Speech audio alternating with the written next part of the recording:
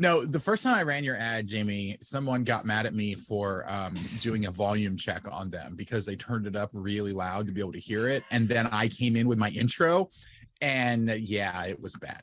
What can I say? I'm an agent of chaos. I don't know a better way to start. Like, I know I'm supposed to like roll the intro music and do the screw it.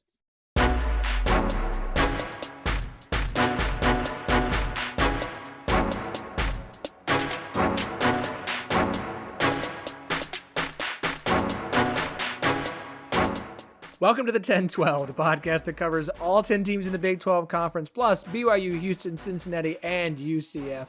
I am your host, Phillip Slavin. Thank you for joining us on this Monday, and what a glorious Monday it is. The dead zone, the dead season, our time without college football is officially over. We will have games on the television this coming weekend. Look, I know it's all non-Big 12, and the best thing we get is probably Vanderbilt, Hawaii. Yes, that's a slide at Northwestern, Nebraska, and Ireland. I did not forget about whatever the hell that thing is. Why would we send that to... What did Ireland do to us that we're sending them Nebraska, Northwestern? Like, that's just mean. It's just mean. Why is this Monday glorious? It's actually not because college football has finally returned. It is because my chaos agent and our other fellow podcaster, because I don't have a clever intro for him at this particular moment. It's been a long weekend, okay? I literally got here as quick as I could. Are back.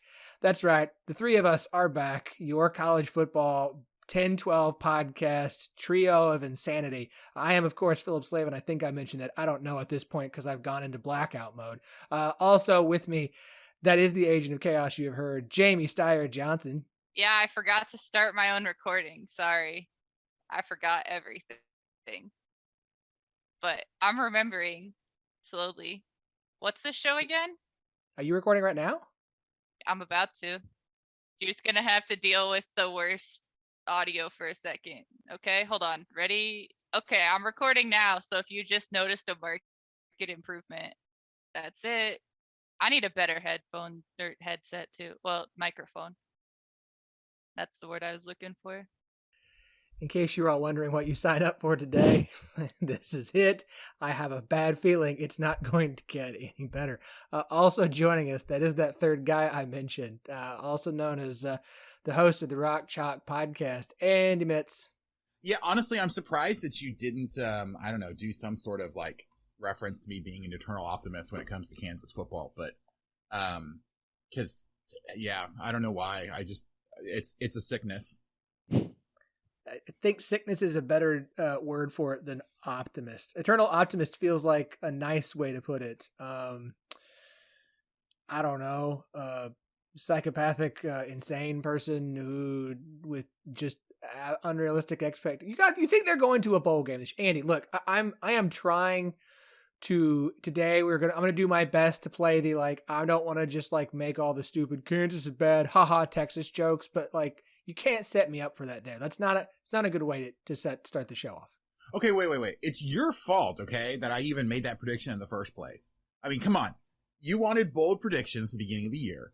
And look. I'm going to Google search the definition of the word bold, and then I'm going to Google search the definition of the word insanity, and we're going to see which one better fits. There is overlap, okay? There is overlap. To be fair, the definition of insanity is doing the same thing over and over again and expecting a different result. And at this point, the definition of insanity would be expecting Texas to win. Yeah, exactly. I mean, come on. Different result would be my bold predictions not paying off, because how long was I on that Kansas Texas, drum there, like before it actually happened? So seriously. The Texas and Kansas State fans have already abandoned this episode of the podcast. Let's see how many fan bases we can kick off before the end of the actual show. All right. Do I have a rundown of things to talk about tonight? Kind of. Will we get to all of them? Will we get to any of them? Who the heck knows? Who knows? Look, I'm so glad talking season is basically almost over. Like, technically, we get games. We're still 2 weeks out, but we do get week 0 games. I've said this on a previous pod. I'm going to ask you guys because you're both here now. Part of the Big 12's whole younger, hipper, cooler that Brett Yarmark is pitching. in my opinion, means you're going to have to get creative, right? We want to get creative. We want to do things differently. It's all about pushing the brand. The Big Ten is a brand. Yes, it has brands that are schools in it, but it is a brand unto itself. The SEC is a brand. They are very well-known brands. I think they are going to be more well-known than even the Big 12, Pac-12, and the ACC. If you ask randos, they're going to be able to name the SEC and the Big Ten first for you unless they are fans of college athletics, right? So they are brands you want to build the Big 12 or whatever you're going to call it, because at a certain point, if this really does add 4 more schools out west or wherever, we got to come up with a new name, because the Big 12 isn't a brand, and Big Ten's already got the big lockdown. Let's find something new. But this is massively diverging me off of the highway of the point that I was trying to get to. Week 0 is this coming Saturday. And look, I know coaches aren't going to like it, and I get all that. Week 0 at this point is a Big Ten conference game, which is usually 2 bad Big Ten games, a bunch of FCS, and then, like I said, Vanderbilt, Hawaii, which is just sicko mode. Awesome. I cannot wait to watch. Week 1 used to be this like glorious starting kickoff of college football. And it seems like more and more teams are moving their best games off of week 1. And week 1's getting a little bit like, man, like, don't get me wrong. I love that the backyard brawl is back. It's on Thursday night. Oklahoma State, Central Michigan. It's interesting. It's Thursday night. TCU, Colorado, another Power 5 matchup. It's Friday night. Saturday's whole entire lineup for the Big 12 is 7 games where, unless you're a diehard college football fan, you can't tell me which ones are FCS and which ones are FBS. Sorry, UTEP.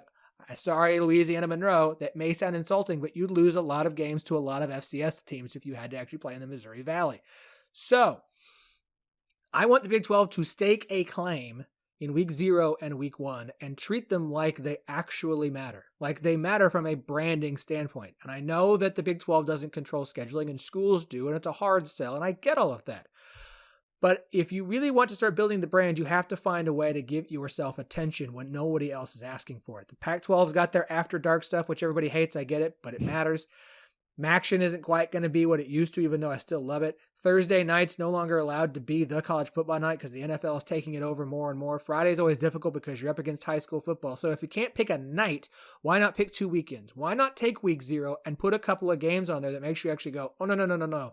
This is our official kickoff. These are 2 good games. Or it's at least 2 interesting games. More interesting than anything that's on that slate for week 0 right now. And I'd be happy to read it off for you if you really want me to go through all that. And then week 1, put something on there that gets us excited. And that even means, I know the Big Ten's the only one who likes to do it. Give me a week 1 Big 12 game. And I don't just mean any Big 12 game. Give me the week 1 rematch of the Big 12 conference game give me week 1. Whatever the title game was last year, I want it in week 1. I want it because that's what everybody's going to pay attention to. And I know fans are going to hate it. And I know nobody wants to start 0-1 to begin the season in conference play. And I get all of those things. But if you're trying to get younger, hipper, cooler, you're trying to build a brand, you're already kind of behind the 8 ball of the Big Ten and the SEC, and you're battling against the Pac-12 and the ACC, who are on similar footing with you at this point, you got to do something actually bold and creative to try and stake your claim in something. Why not week 0 and week 1? The problem with that is that for the vast majority of week 0 is you actually have to get special approval from the NCAA to be able to have your games then. And typically you have to have a really good reason. Either Hawaii's involved, or it's some other special thing happening for one of the smaller conferences, or you're playing overseas. So, like, it's going to require, if you're going to do something in week 0, they're going to have to get creative with locations or whatever it is they're going to do, because otherwise, it's not week 0 anymore. Like, the NCAA would just have to, like, open up an extra week and basically say everyone could start a week earlier, which I wouldn't necessarily be opposed to, like, having extra time built into the schedule so you can have, an extra bye week during the year. Works for me. But I think that requires a entire sport change in order for you to routinely put something in week 0.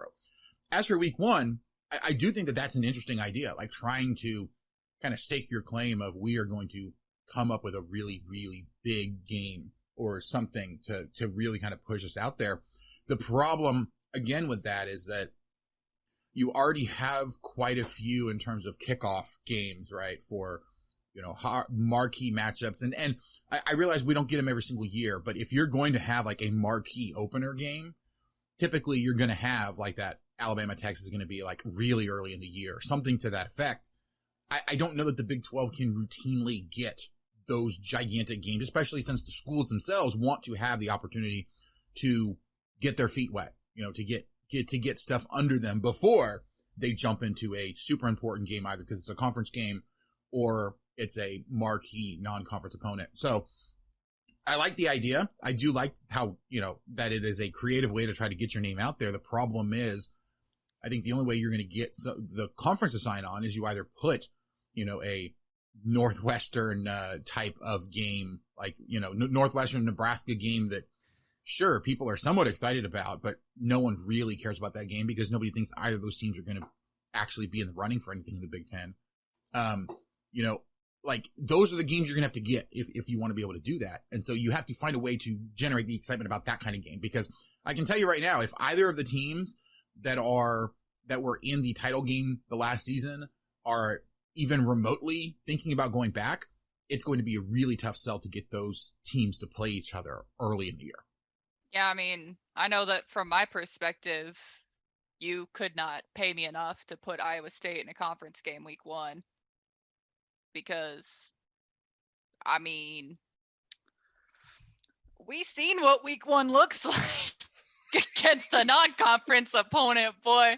Don't put that evil on us. Like, keep that as far away from you as possible. Given the implication here would be that we would be in the title game the previous year. I take that. Yeah, I don't know. Interesting idea. Like Indy said, tough sell. But yeah, you got to find something. Like you got to really start working on something kind of funky here. And I think that it seems like Yormark is looking in like kind of odd directions, and so the odds are that he is going to have some ideas, and they are going to be really polarizing. I just don't know exactly what that might be, but the fact is, like, they have to move in a more innovative direction. He seems to be someone who wants to move in a more innovative direction, and there's a lot of people who are stuck far in the past as far as college athletics go. So I'm just intrigued to see how that kind of conflict will be managed, because it's not only the fans that have pushback on it, but that there'll be coaches and administration that come right out and say that they don't like a decision. Like it's just, it'll be intriguing to see kind of the direction that ends up going. But that'd be a tough, that particular idea would definitely be a tough sell. and honestly, Phillip, there's a reason why the 2 week 2 games that we've seen that were Big 12 conference games both featured Kansas. Because it's early games with a team that nobody expected to do anything. So it was a whole lot easier to kind of sell that as a, hey, you've got to play nice and early. And I mean, Kansas has enjoyed it because it's a chance to try to surprise some people, try to do something, and kind of use that as some momentum. It didn't work out very well for them against Baylor, obviously. And like, they're hoping that it works out a whole lot better for them this year against West Virginia. But again, there is a reason why it is difficult to get those games scheduled that early in the year. I know it's not going to happen. I know it's unrealistic to expect it. I understand all those things. I do. It's but just a guy can dream. Here's my problem. Like I understand why coaches wouldn't like it. Okay. But I have to view things from a conference standpoint, because that's, even in the SEC, there's infighting, there's teams looking out for themselves, right? Sure, got it. Your job as an athletic director is to find the most success for your programs. That's your job. I'm not going to argue against that. I get it. There does come a point where you have to try and get some buy-in from everybody to, you're all here, and you can think you have a shot at going somewhere else. Great. If that opportunity comes, go. Awesome. Until then, you have to do something to lift the conference as a whole. Because if you're only going to focus on you and you're going to fight against everybody else, well, congratulations, now you're Texas. And that has not worked well for the conference up to, it's like, that's just the reality. Like, and so as long as the rest of the athletic directors and the school presidents understand we have a new commissioner, we want to give him the opportunity to do what's best for this conference, not fight when it doesn't just go our way. Sometimes you're going to lose battles and things aren't going to be the way you like them. That's just life in general. And I understand you're supposed to fight against those things because you have to do what's in best interest of your school. But right now, what's in the best interest of everybody is to get the most money possible for this conference and for every school. And that's going to mean possibly taking some sacrifices where it may not be something you like particularly for your program. But if you want more money, you're going to have to buy it and go with it. And so at this point, it's what can we do to convince the network to pay more money? Is it giving you a week 0 and a week 1 that no one else is going to give you that actually makes us more valuable? We can talk about week 1. Week 1 used to be awesome.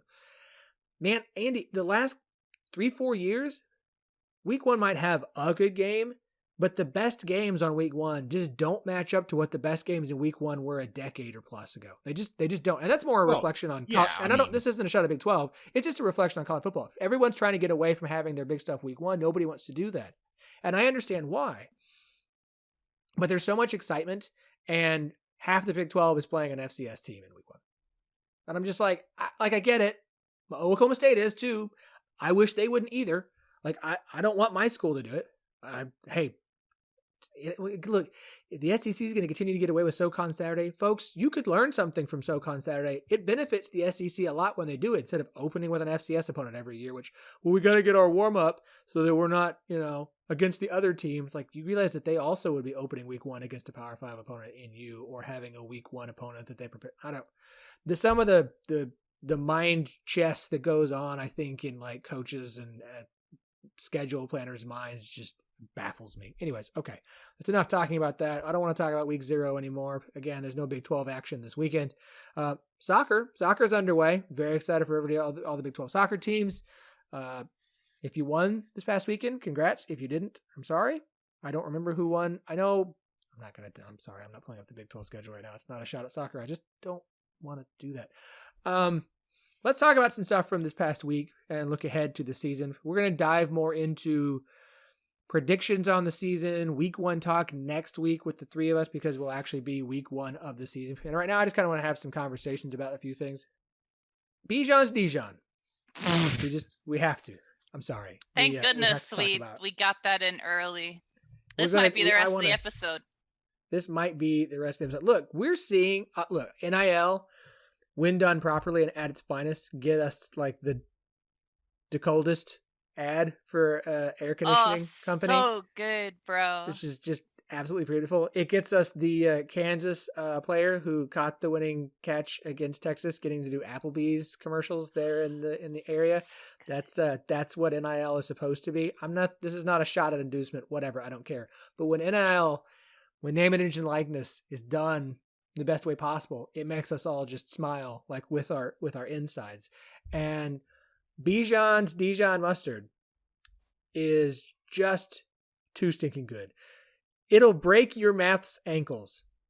I need to ask you guys, and I know that neither of you are what I would consider anatomical like experts. Where do you think the mouth ankle is located? The little dangly thing in the back of your throat. That's a lot better than where I was going to go. I was thinking it was your jaw. Word? Yeah. That's a horrifying image, frankly. Right, exactly. Is that a threat? This is going to break your jaw. I mean... I wish I was still like playing sports competitively, because that'd be my new go-to trash talk. I'm about to break your mouth ankle. I'll share that with the team for this year, just in case anyone wants to sprinkle that in. Yeah, I mean, the Bijan's Dijan, I guess the whole push there is the other side of NIL, where it makes it great because just how cringeworthy it is. Like, it is. If you read the quote unquote story about how it came to be, it is one of the most ridiculous things, and yet that is like, it's just as bad as some of the most ridiculous and hilarious, origin stories of most products that you see. They're all cringeworthy because they're supposed to be. It is really, really strange, and I'm still having to wrap my head around how to like make that part of the sports world now, because I guarantee we're going to see a whole lot more of these as we go on. I wish that I could just quit my job and be in product development for NIL products. Like, I really like my job, but I wish I could also do that. Like, if you're an athlete out there and you want someone to look at you and say yes, and then help you make it happen, that would be me. You can convince me on anything. I think it's hilarious, and people are going to buy it purely for like the novelty factor of it. And then if you happen to actually have a good product on top of it, you're set, but it's not even necessary. Like, people are gonna just buy that to set it on their shelf. But then if they hear their friends say, "No, bro, I opened it. It's good." I mean, your opportunities are unlimited at that point. Shark Tank, here you come. Wait, can we make like a college version of Shark Tank? Oh. We should edit that out. That's too good of an idea to give away for free. Yeah, wait. Crap. It's like the NIL version of Shark Tank. Yes. We'd have to figure out who our sharks are going to be. But sounds like you're looking at them, pal. We don't have money, but we've got a Twitter account. In order to be a shark, you have to have the money to invest in it. I've got 1,000 followers on Twitter. I stand behind that being enough. That's awesome. I'm going to read some of this mustard stories, a few things I thought were worth reading. The first paragraph alone. Back on January 30th of 2002, when Bijan was born in a hospital by a doctor, two things occurred to Bijan instantly upon being born. One, that the world is bright and lights can hurt your eyes when you've never seen them before. And two, that his purpose in this world would be to score touchdowns. And score touchdowns, Bijan did. I'm going to fast forward. The only place he hadn't scored a touchdown was his taste buds. That's going to come back in just a minute, because the best line in here, with the help of top quality chefs, Bijan made a mustard that was so good it tasted like a touchdown. Folks, what does a touchdown taste like? Because I assume it just tastes like grass and blood. Clearly, it tastes like success. You know what, though? I really want to know what success tastes like. I really want to know if we're talking about the taste of a touchdown. Is the taste different depending on how that touchdown is scored? Is a return touchdown taste a lot different than a running touchdown up the gut? Extension of the line. That's when he goes into honey mustard, stone ground mustard, traditional yellow mustard. I need a commercial for this of him scoring a touchdown, pulling a bottle out from his jersey, putting it on the football, and then just taking a bite. That's the commercial I need. That's good. Running on social, but it tastes like a touchdown. Except because Bijan is going to be in the NFL, and doing something like that with a prop would get him a flag. What he really needs to do is have the ref throw the flag in the commercial, and he takes it and dips that in the mustard and then eats it and talks about how great it makes it taste. So good. Or he throws the flag and the flag flies through the air, and lands on the football, transforms into the mustard. Who knew? We gotta get in touch with his people, seriously, bro. Yeah, we need to get in touch with his people and pitch this as for his commercial idea. This is insane. Who knew that us returning on the 1012 podcast was going to be a pitch session for advertising for Bijan Dijan mustard? I thought I got away from this when I left work for the day. I did not sign up for this on the podcast. Of course you did. You are the chaos agent after all, Jamie. That's true. I want to know if he actually likes Dijon mustard, because clearly it's just a play on his name. Does he actually eat Dijon mustard? And also, who's next as far as being able to make a play on their name? Yeah, I was going to put a perfect list together so we could play off of that question, and I have not done so I don't have every roster in front of me. We're going to figure some of that out. This is going to be, we have to talk some NIL throughout the season. We need to do a taste test as well. Now, I don't like mustard, so I love mustard. Perfect. So we need to get Andy and Jamie a bottle of this. I have asked Megan and Rocky, the host of our Texas podcast, Fire the Cannon, if they will do a taste test. I believe that Megan and Rocky's husband will probably do it on the show at some time in the near future, because it makes sense that they would do Bijan's mustard as a taste test. We also need to try some of the other Big 12 stuff. Obviously, they have official products. They've got an official watch brand. Don't ask me what it is. I didn't look it up. They got an official grocer, which I think is Aldi. I think that's right. I love Aldi. Who doesn't like Aldi? I do like all my grocery shopping there. Sorry, just the energy that Jamie brought to that was amazing. I passionately really like Aldi. Yeah. It's got good official deals. beef jerky with Trappers, which apparently had lots of Big 12 Media Days. The one year I missed, and they're handing out beef jerky free. Come on, it's not fair. And that's like your cost of admission right there. Beef jerky so expensive. And of course, they have official seltzer now with the Sonic seltzers is now an official thing. I have tasted those before. They're Honestly, fine. Phillip, I'm not a big seltzer person. I was a little disappointed you didn't make a bigger deal about that being the official seltzer of the Big 12. Well, they didn't want to advertise with us, so you know what? Here we are. Next alcoholic beverage that wants to advertise with us can do so. Speaking of official alcoholic beverages, Oklahoma State has an official beer now. With Iron Monk is a brewery there in Stillwater. They have an official with the Pistol Pete logo on the can beer. And if you think I'm not going to get some when I'm visiting family in Oklahoma, you're wrong, because I will. I'll buy lots of it. And I'll get some more Sonic Seltzers just to be a supporter of the Big 12 Conference and try and make sure we get some more money for our teams. Andy, I know that's not your thing. Jamie, what are you more intrigued by? The Sonic Seltzers, which come in multiple different flavors, which are all essentially supposed to be Sonic beverages that you know and love, like cherry limeade, or do you want to try the nice, crisp Oklahoma State branded, I think it's, I forget the name of the beer, but from Iron Monk. Which one are you more interested in here? Oh, 100% seltzer. I drink seltzer. I don't drink beer. I drink a fruity sour beer that doesn't taste like beer. That's as far as I go. All I want to know is, when is Busch Light going to become the official beer of Iowa State? I mean, technically, yeah, because unofficially, it's Right. done. The official, right? Yeah, well, I mean, it'd help if they like sold booze at events. Do they still not? Nah, bro.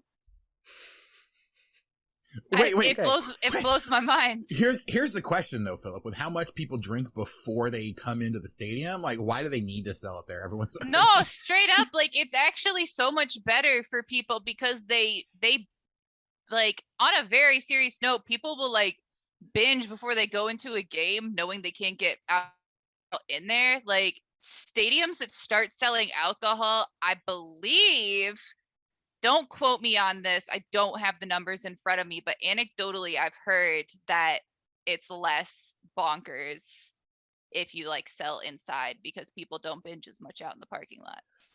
Yep.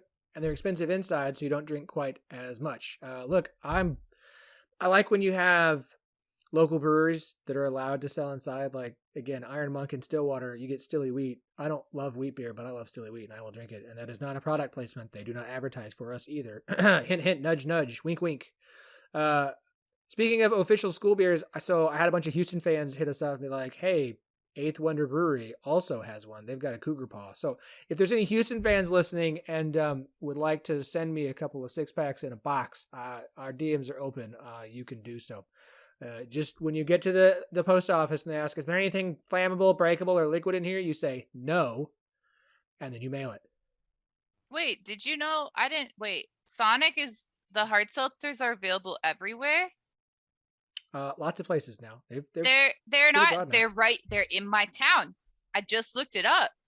I can't believe it. I thought they were like Mountain Dew, where they only went select places.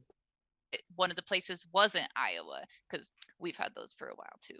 Sounds like we know that Jamie's going on a seltzer run after the podcast is done. All right, Jamie.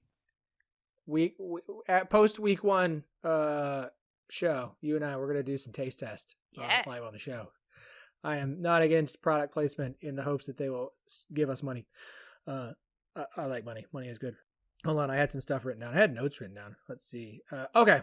We burned those notes a long time ago, Phillip. Come on. I write intros and notes now. Like, I am trying to be more professional, less of just a jackwagon guy who gets on here and rants and vents. That's why the people what's love happening us today.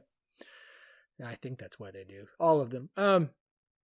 I think that this past couple weeks has confirmed one thing for me, above all else, that the Big 12 is the most online conference of fans in all of college athletics. There is no conference whose fan bases are more online than the Big 12. And if the Fox college football Twitter poll, and you know what? I don't want to hear about how you're not on Twitter. That's your fault.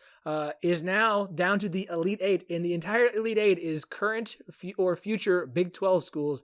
Everybody else is gone. Even Ohio State losing to Iowa State after someone bought like 10,000 bot votes to try and give themselves a lead, and Iowa State was still like, nah, bro. 10,000 Ohio State votes showed up within an hour. That. Like in 1 hour, they just gained 10,000 votes. Should I walk around and talk trash when I go to Ohio State week 1? Most definitely. Visit my family? Yes. Talk about the Buckeye bot army that Iowa State was able to beat. Iowa State's always been the most online fan base in the Big 12. They have owned that for quite some time. I mean that both as a compliment and as how you want to also take it. Online. Exactly. Yeah, very much. Hey, there's a reason I always joke that Iowa State would win a Twitter poll for if you included them in who has the best college baseball team. They don't have a college baseball team. That's the joke, folks. No one beats the Cyclones in an online poll without either a bot army or weaponizing the Hawkeye fan base, which is still only going to get you like 17 votes. But one thing that's happened over the last year, since OU and Texas announced they were leaving the Big 12 and media members like Stu Mandel of The Athletic and others, now Iowa State is no longer the lone loud voice for the Big 12. Texas Tech and Kansas State have become very, very online as of late. And maybe it's just that they've started talking to the 10-12 network more than they used to, but we're getting a lot of them. Very, very online. And I mean that both as like guys find another hobby, but also, I'm sorry, folks, not guys, because they're very, very loud women on Twitter as well. JSJ. But oh, stop. She takes that as a compliment, Phillip. Come on. This is so much a response to every Big 12 fan outside of OU and Texas having to hear the remaining 8, the hateful 8, or whatever nickname you want to throw at us, having to hear about how crap our conference was last year after they announced that Oklahoma and Texas were leaving, that you have weaponized the entire remaining 8 Big 12 school fan bases into very annoying people on the internet. And I both wear that as a badge of honor and sometimes wonder if I should have been a fan of like the Mountain West instead. But I'm kidding. Although I do like Boise State. I'm weirdly proud of this. I don't know if I should be, and I'm not sure if it means anything. Like, it doesn't mean that fans are going to watch games on TV more or show up to them more, but you kind of have to hope that maybe, even though it's just a silly Twitter poll that everyone will forget about once week 1 actually arrives, does it actually mean anything good for the Big 12 that we're at least this engaged after everything that went on in the last 365 days? I mean, it's always good to show that your fan bases care, right? And that they are engaged in kind of everything that's going on. The real question, though, is how much does it move the needle on anything? I do think as we get more and more involved and get further down the line, that online is going to become more important. But is it ever going to compete with, eyeballs on televisions or eyeballs on streaming services? Like how much does that translate, right? In terms of hey, you have a very online fan base.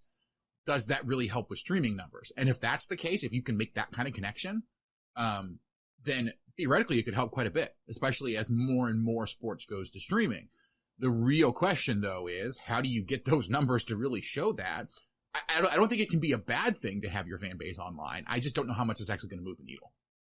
Yeah, I mean, it's more a question of how indicative is engagement of like a wider engagement, because I mean, certainly having high engagement on social media has positives in its own right, as far as like attracting title sponsors for your school and for the conference, like that helps a lot. And so if you think about it as like extrapolating to, okay, well, we have more investment, we have more capital, we have more improvements, it can certainly, like you said, Andy, like it doesn't hurt, that's for sure. It's just about how directly it can translate into like greater successes, into different kinds of engagement, from going from social media to actual viewership and things like that. But I do think that, like, if you were to ask me my opinion, I would think that it would. There's plenty of people who maybe are unaffiliated with a team, or maybe don't have a really strong connection, or maybe are really engaged with sports and are someone who like to follow multiple teams. And so if you've got good social media presence, you can give them some good stories from the school as a whole, from teams, from individual players, and you can certainly pull in some eyes that way. It's just about having effective presence. Speaking of being online, we are, of course, on Twitter at 1012 Network, TEN, the number 12, the word network, on Instagram at 1012 Pod. Also online is the good brand themselves, Home Field Apparel. Folks, it is sad news today as we learn that Big News Saturday has officially come to a close. There will be no Season 5. Big News Saturday is done. Props to Kansas State. Props to Ema and the Wildcats. They are officially, for all time, the number 4 best-selling Big News Saturday school ever. Ohio State, I think, Ohio State finished behind them in 5th. So congratulations, Kansas State. You sold more home field apparel than Ohio State did. You trailed only Penn State, Florida, and Georgia. That is nothing to feel bad about. You also beat South Carolina, as I mentioned, Ohio State, Washington. Congrats to Cincinnati for also finishing the top 20. West Virginia in there as well. Kansas towards the back, but still top 20. Congrats to Kansas. Big News Saturday is over, but that doesn't mean the Home Field won't continue to provide us with updates for our glorious Big 12 schools, of which they have every single one at Home Field Apparel. If you're a Big 12 fan, current and future, that includes schools that might be in the Big 12 in the future after a conference out west doesn't exist anymore in about 10 years. Big 10's contracted for 7 years. Hint, hint, nudge, nudge, poke, poke, wink, wink. Don't forget, you can go to Home Field Apparel, and you should do it now because the season's almost here, and if you want to be rocking the most comfortable vintage college sports apparel anybody has anywhere, you need to go and make your purchase now. Now, today, folks. Do not wait. Don't be like, well, payday's coming up. It's fine. Just take out a payday loan. It's totally worth it. You'll get it paid off. You need to make sure that your closet is stocked full of Home Field Apparel. We'll be doing a shirt of the week every week, and that shirt of the week will be determined entirely based off of a Twitter poll from what I have in my drawer. I'm not giving it away. You're just going to decide which shirt I wear on Saturdays. I know you got all excited. Homefieldapparel.com. Of course, they're on Twitter. And you can use our promo code NETWORK12 for 15% off your first order.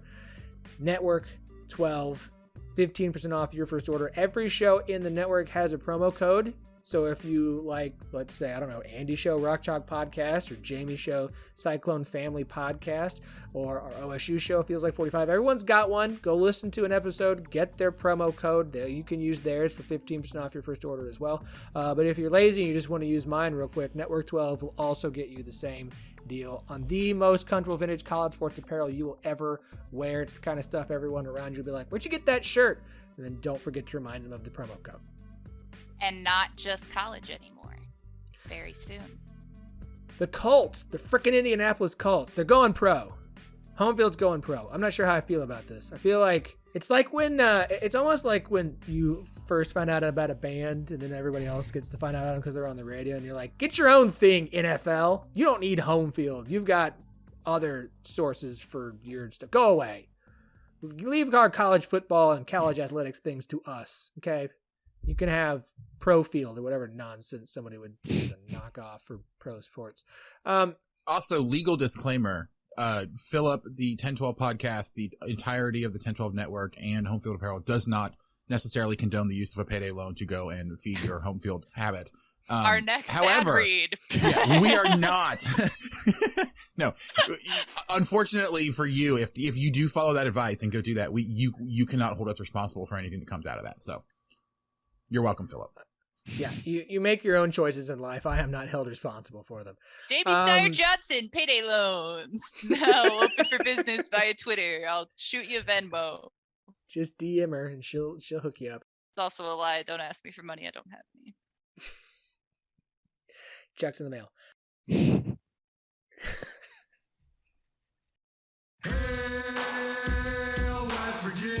Brand new for the 2022 season, it's the RVK. We're coming at you 2 ways on 2 days. It's Monday and Thursday. Jeremy J. and Fiend Phoenix and me, Brandon Phoenix, a.k.a. I Also Hate Pitt. We are the Raspy Voice Kids. We are the Raspy Voice Kids podcast. You get pop culture Monday at 7 a.m. You get the West Virginia University podcast Thursdays at 7 a.m. Either way, no matter what we say, you're going to have fun. So, like we like to tell you, get at your boys. Are you a parent listening to this podcast with a child at home, either in middle school or high school, but already thinking about college planning, scholarships, or dreaming of them playing sports in college? Do you know a high school or middle school athlete who wants to go and play in college, whether it's D1, D2, D3, or just they're not even sure, they just want to keep playing during college? Well, let us introduce you to one of our friends of the podcast and a company who is an expert in the world of college recruiting, Recruit Route. Led by our friend Brian Bedford, a 25-year veteran of recruiting and former D1 recruiting director, Recruit Route offers a full suite of offerings to help student athletes, parents, and high school coaches be better educated and empowered to successfully navigate the college recruiting process. Check out our friends at recruit-route.com. That's recruit-route.com. Don't forget, run your route in recruiting with Recruit Route. We don't know what the Big 12 football schedule is going to look like next season when the 4 new schools arrive, because the athletic directors still can't seem to come to terms on any sort of agreement. The 10-12 podcast and 10-12 network official stance on this is that no freaking divisions. You old morons who are still hung up on it because you have to have BYU on your schedule. Athletic director in the North. Kansas State Athletic Director Gene Taylor was recently on the Bosco Boys podcast. Love them. Great Kansas State show. Said that no consensus had come during their last meeting with the ADs on the future football scheduling, and it'll get pushed to October. They're still pushed by some for divisions. As I mentioned, you know how we feel about divisions. Over on the hoop side, we do know they are not going to stick with the round robin anymore. We're going to keep with 18-game conference schedule. You're going to have some certain ones that you play home and homes with and some that you rotate through. However, not everyone agrees with this decision. TCU head coach Jamie Dixon went on John Rothstein's podcast. I think it's College Hoops Today. I forget the name of it. Forgive me. But you can find John Rothstein. He's the guy at the beginning of March every year always tweets out the Heath Ledger Joker gif of, and here we go. That's his whole shtick. Anyways, Jamie Dixon believes that we should stick with the round robin. I'm just going to say this because I know some people think like that would be cool. You guys realize that for 2 years, that would be 14 teams. That would be 28 conference games of what is typically 18 plus 13 is math. I don't like doing 31. 24 out of 31. You wouldn't leave yourself much wiggle room for 2 years with Oklahoma and Texas still in the conference. And then you'd go to 12, and 12 is 24. 28. So wait, 28 for 2 years. 28 conference games for 2 years. 28 conference games on a 31 you only game play schedule. The other teams. You'd play 3 non-conference games. Right. So you would in a get full the 14-team round robin. So you get the Big East Big 12 challenge, and you'd get the SEC Big 12 challenge, and then you would all follow Texas and Texas Tech's non-conference scheduling philosophy and make sure it's 3 teams that are close to home you can beat by 40, and then you play conference games. That'd be so terrible, wouldn't it? Well, plus, I mean, you got to think about like even the other aspects of it. Like, think about what you do during the non-conference. You've got your travel tournament. You've got, sometimes Thanksgiving, sometimes Christmas time. You'll travel for something. Like, you lose the opportunity to do almost any of those things that are exciting to your fans who are able to travel. They're exciting for your play. Like, it's literally in no way feasible. Like, I get what he's saying. Like, yeah, the round robin has been really great, but it's just not possible. Sorry, it's unfortunate, but like it's just simply not possible. It would be 28 because you don't play yourself. So at 14 teams, you'd play 26. So it'd be 26. Okay, so right. So Big 12 SC challenge. Oh. No. But Texas A&M honestly, Corpus Christi. There is a reason why even the SEC is not, as, we are the best and the only conference that matters in college football, why they would never think about only playing themselves. Because it does not do you any favors, even if you supposedly are the best conference. So, once we get to the point where that basically means all you're doing is playing Big 12 teams, it's just not worth it, because then you don't have the opportunity to show everybody else how good you are again in those non-conference games, because all you're doing is playing yourself.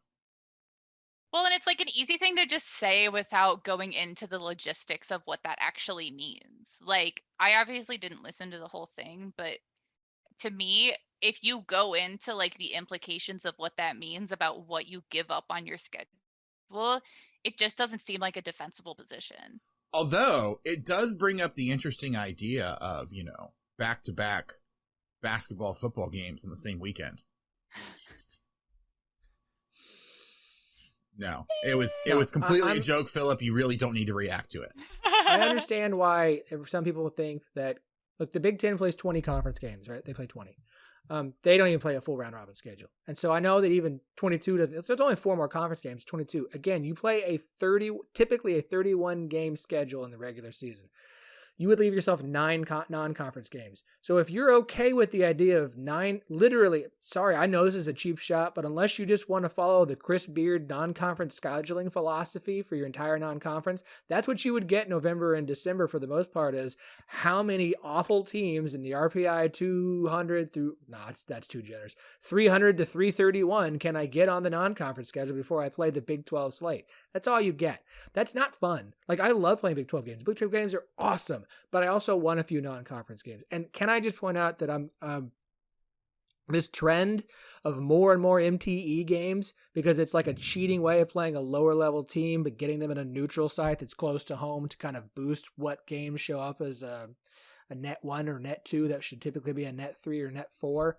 Like, I get it, but I'm really sick of it for fans who, let me buy season tickets to play, to go to Norman, and then also have to go to a couple games in Tulsa and a couple games here and a couple games there. Sorry, I use as an example because that's been a scheduling philosophy they've had for a few years. I like the whole net ranking, but some of this scheduling philosophy that's coming from it that I've noticed more and more, I'm not a big fan of. Okay, let's wrap on this. Again, college football games coming up soon. We're going to have plenty of those to talk about. Very exciting about it. But I ran a Twitter poll. Man, we talk a lot about Twitter. Again, most online fan base in conference sports. And I've been thinking a lot about football is obviously king. Football makes you the most money. It's the sport everybody's going to talk about the most, right? Then we're going to follow it up with men's basketball. The SEC trying to screw with March Madness. Sankey, stick to football and stay away from basketball. Let the big boys like the Big 12 and the ACC handle that. You guys stick to whatever you do. But if you look around the country, everyone's third sport, or a lot of conferences' third sport. We're talking FBS here because I know Kelly Ford's going to be like, well, not everyone's primary sport is football. I'm like, well, I'm not talking D2 and D3, Kelly. Okay, I love you, man. Go make sure you follow K Ford ratings. But everyone's third sport is different. The Big Ten, most everybody thinks it's baseball. Big Ten is wrestling. They treat wrestling like it is almost as important as men's basketball because of how successful they have been as a conference, how much they've invested in it, the time of year that it is played, how many freaking recruits they have that are so good in their area. Every conference is different on what sport they view as the most important after football and basketball. As a conference, where are you investing your resources into? Which one are you putting in your TV contracts to get more games on ESPN or ESPN2 or ESPNU? And this came to mind because the Big 12 announced the nationally televised games for volleyball and soccer. And soccer only had 2 on ESPNU. The entire season, there's 2 ESPNU games. And volleyball, I think, had like 7 or 8. And so it got my brain turning of when I say the Big 12 should treat a sport as its number 3, I mean when you put the kind of contracts together, when you decide where you're going to spend your money investing on promotion of a sport, one where you as a conference are all going to agree, this is the one we all think we want to spend our money on. When the SEC got really good at football, that's all they spent money on. Everybody said, we don't care about basketball, we don't care about anything else, we're just going to spend money on football. And they did, and they got good at it. And now they have shitloads of money, so they spend it on other things like baseball and softball where they are really good. So as the Big 12, you're going to take a hit. You're not going to have as much money. You're going to put all your focus on football, a lot of it, and you're going to continue to be the best men's basketball conference in the country. What should be sport number 3? What should be the third sport you treat as the one that you really put a lot of emphasis in? I know everyone as a school is going to kind of have different philosophies on that, but what is the one as a conference that you and the presidents and the ADs kind of come together and say, we're all going to spend our money on this. We're all going to put time investing in this. We want to be good at everything, but this is that third sport where we really, really want to put the most emphasis on. For you guys, what do you think it should be? And then what do you think it is right now? And what do you think it should be? It's hard, right? Because I think most of the ones you would think of, either not everybody has a team for that, or it's difficult, I think, to, like, softball is the one that comes to mind as the one that is probably right now, just because everybody has a team. You know, Oklahoma's been so dang good. Or, actually, I take that back. I may not be correct there. Yeah, never mind. Like 7 teams. Yeah, you're right. I don't know what I was thinking. I was thinking about the fact that Iowa State doesn't have a baseball team, so it obviously can't be baseball. But you know what? Softball's kind of in the same boat. So, okay. So restart, rewind, whatever. Not everybody has a team, so it's really hard, right, to make that your third.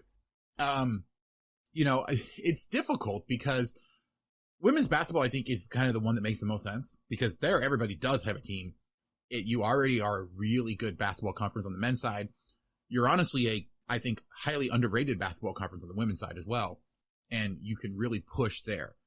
I do feel like it needs to be probably a women's sport, especially given the increased focus on women's sports recently, with kind of everything going on with the women's NCAA tournament and all of that. Like, it's a good opportunity, even if that's not the one you think you're third best at, to capitalize on that. And I realize that that's a very cynical view of like why you would make that your third sport, but I think there's plenty of sports that the Big 12 is good at on the women's side that don't get any exposure right now and really need to start getting some exposure. I think soccer's a good possibility. But honestly, I think the sneaky one that a lot of people aren't thinking about would be women's volleyball. I think there are a lot of really good volleyball programs in the Big 12. And a lot of volleyball programs that have recent success, but then also a history of success over a long period of time, that I think it would be a really good one for them to go ahead and throw their support behind. Volleyball's so fun to watch. I love volleyball. Obviously, that's not my answer, but I love volleyball. I think they should push it a lot. I think they should support it. And that's the thing is, like, I'll fully acknowledge, like, there's obviously no way for me to come at this question objectively because I only could have one answer. I could look at all the metrics and do a deep statistical analysis on it, and I still would only have one answer, which is obviously women's basketball. Like, to me, it's a combination of, Andy actually hit on a bunch of points that I was going to mention as well. Like, it's like ethically, like you have to promote a women's sport. Like, you can't just say like, oh yeah, like it just is what it is. We put all our focus on football, and then a distant second is men's basketball. And like, we're not even going to pretend to care all about women's sports. Like, yeah, historically people have really been able to just like get away with that. And finally, there's like a little bit of recognition that maybe that's not like an ideal way of running things, and maybe people shouldn't just be able to get away with doing that as like an institution and as a society. So yeah, like, it's kind of high time to promote some women's sports. Women's basketball obviously has like a little bit of a leg up on the other women's sports, just like it just has a better viewership already built in. It has a better attendance across all women's sports. I know softball has like really kind of popped off lately too, but it's just kind of a different situation. Like, it's just not as widespread. And also, it's one of those things where you have to look at it as far as your investment goes. Like, you have to, it's hard to look at like what's happened in the past 5 to 10 years and say that like there's not a pretty good chance of your investment being pretty worth it, just with like how dramatic the increase has been in attention, in eyes, in really all of those kind of metrics. Like, you have to think that like you're kind of on the precipice of, if you just continue to up your investment, the return has been there and probably will continue to be there. Like, it's finally kind of getting recognized as a pretty good product. So, I mean, yeah, like I said, I'm obviously not objective in any way, shape, or form, but just what I've seen, like, from when I was a teenager to like now is so night and day. And even then, you're still getting like all these systemic inequalities and like the consistent undervaluation of women's sports, in particular women's basketball, like keeps coming to light. You think about when media rights finally get renegotiated on an NCAA level, like women's basketball has been found to be way undervalued. And so if you as a conference say, hey, we're going to put this investment, and you look at the SEC, like they've put huge investment. Well, I don't know on the conference level if they have, but I know SEC schools have, and it pays off for them. So if you can look at that and say, well, hey, we think we have a shot at being competitive on that level. I mean, why would you not give it a shot? Because you don't have to invest as much as you do in men's basketball or football in order to make that big of a difference in the program. So ran the poll. Baseball won the poll, and I get why. Let me do this from let's treat all things equal. Okay, I don't care about if it's women's or men's. Let's just look at all the sports aside from football and men's basketball. Sorry, but that's how we're going to talk about it. Aside, love the soccer. I love women's soccer. I love watching Big 12 soccer. It's a lot of fun. You're going to have a hard time talking about a sport that's becoming more popular, but that runs at the same time as college football and pushing it heavily when all the attention is going to be on college football. So any other fall sport, I think you're going to have a hard time with. Baseball, there's no football, there's no basketball, it's over, so you're heading into baseball season. And the Big 12 is a conference that had its best teams. You're losing Texas, and you're losing Oklahoma, but you're keeping TCU, Texas Tech, and Oklahoma State, who are consistent perennial postseason teams who make deep runs. So talking about return on investment, it's what sports can we invest in where we're also going to see our teams have national success so that when eyes are on that sport, we're continuing to be really good at the top. Baseball makes a lot of sense. Softball's problem is it has 7 teams right now. Yes, you're bringing in 3 more, but the 2 you're losing are Oklahoma and Texas. And you're going to be hard-pressed, even if Oklahoma State continues to be as good as they are, if UCF continues to develop, you're going to be hard-pressed investing in softball in that way. Now, I still think the Big 12 should continue to push softball even when Oklahoma and Texas leave. I love softball. It's fantastic. I can't wait for my girls to be old enough to play. Their mom will be coaching them, and I will be on the stands every freaking game and practice being an obnoxious fan dad. Rocking my girl dad shirt. I don't care. I'm wearing it right now. What's up? Women's basketball, I think, is the answer. And I get baseball. Because of all the sports where you look at Oklahoma and Texas leaving. I like volleyball. It too is 9 teams, just like baseball is. Oklahoma State doesn't have volleyball. You're losing Texas. Baylor is still really good, but there's no one else who's not quite on that level. You look at basketball. Texas has been a good program, but they're not the best program in the Big 12. I think you can make a case that they're 3rd or 4th. Oklahoma had their run a while back. They've been middle of the pack to lower end, back end of the conference.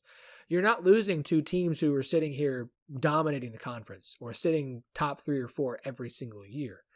Your best teams on the women's side are sticking around. And you look at the teams that you're adding, and I'll be honest, Jamie, I would ask your opinion more on BYU, Houston, Cincinnati, and UCF, and if they are good in women's basketball. I don't know how much that's something they've invested in.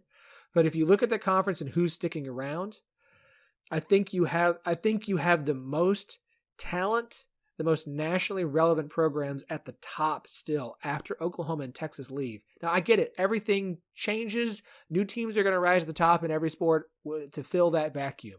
But you feel like day one, once Oklahoma and Texas leave, the women's basketball in the Big 12 is going to remain the strongest of sports that I think the most people, not just fans of each team, the most people pay attention to.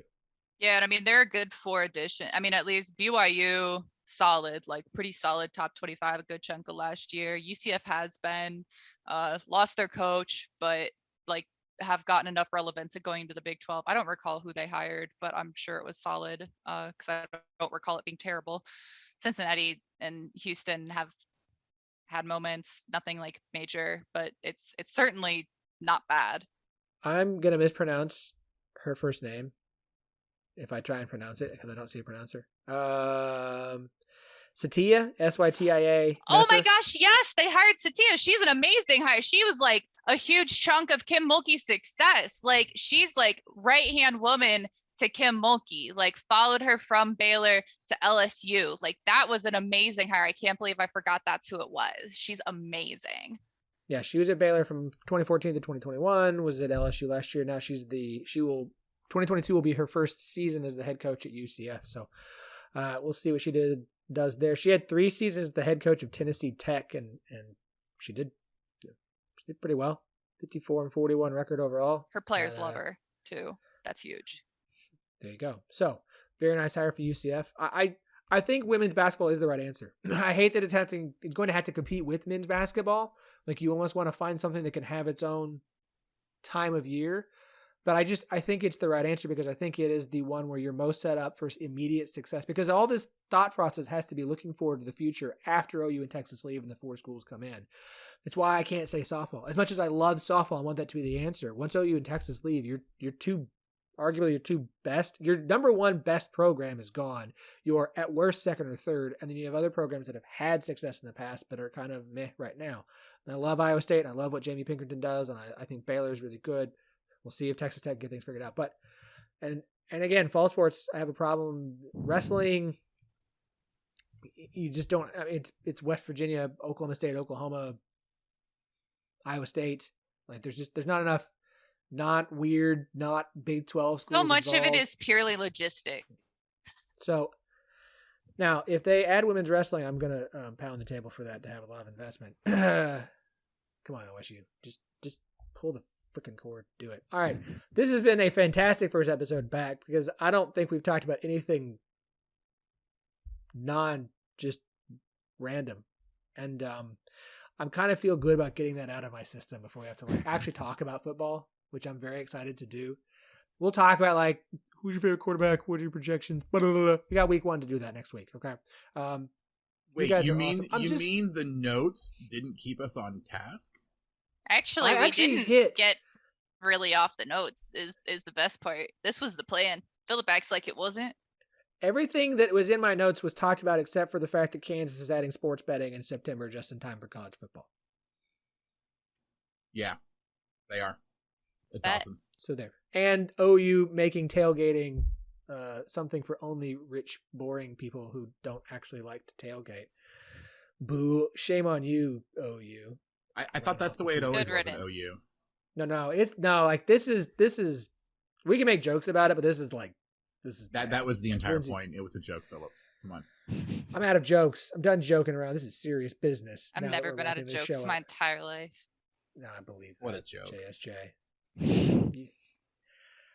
We are the 1012 podcast, part of the 1012 network. Go to 1012network.com. You will find links to all 11 shows in the network. We are heavily focused on school-specific shows. We are just 4 schools shy. We are working on them. I think we should have a new school to announce, if not next week, then the week after. It better be next week if everybody gets their stuff into me that I need from them. Managing a network is a lot of work, people. I love every minute of it, but it's a lot of work. 1012 Network on Twitter. Jamie Steyer Johnson, JSJ herself, J Styes, Steyz on Twitter, and of course the Cyclone Family Podcast, which you have a new episode coming out on Monday as well. Yes. I'm not giving anything away. Just you have a new co-host. Everybody tune in, go check it out. You'll be very excited. Of course, Andy Mitz. Andy, what is your Twitter account now? I feel like you've had 3 different personal accounts, and I get very No, confused. it's been Andy Mitz 12 for quite a while. I had one from a long time ago that got locked, and so I started the new one, and it's been that new one ever since. I never went back to the old one when they finally gave it back to me. Oh, good. They gave it back. That's nice. Of course, the host of Rock Chalk Podcast, part of the 1012 Network as well. Go and check it out. I think, have I mentioned every show here? I think Raspy Voice Kids for West Virginia, Sons of UCF for, UCF. Feels Like 45 for Oklahoma State. Tortillas and Takes for Texas Tech. Between Two Bears for Baylor. Thank you. Midwest Madness, who is currently our basketball show, looking for a new host. If anybody is interested or would like to talk about it, let me know. Oh, there's always that forgotten child. When you have this many, someone's got to fall through the cracks. It's gonna be better for our engagement when the forgotten one roasts us on Twitter. So that would inquire what the hosts actually listen to this show. But wait, so someone will tell them. I was to say, was there another one you forgot other than Scott and Holman podcast? Oh, that's the one. Poor Houston boys.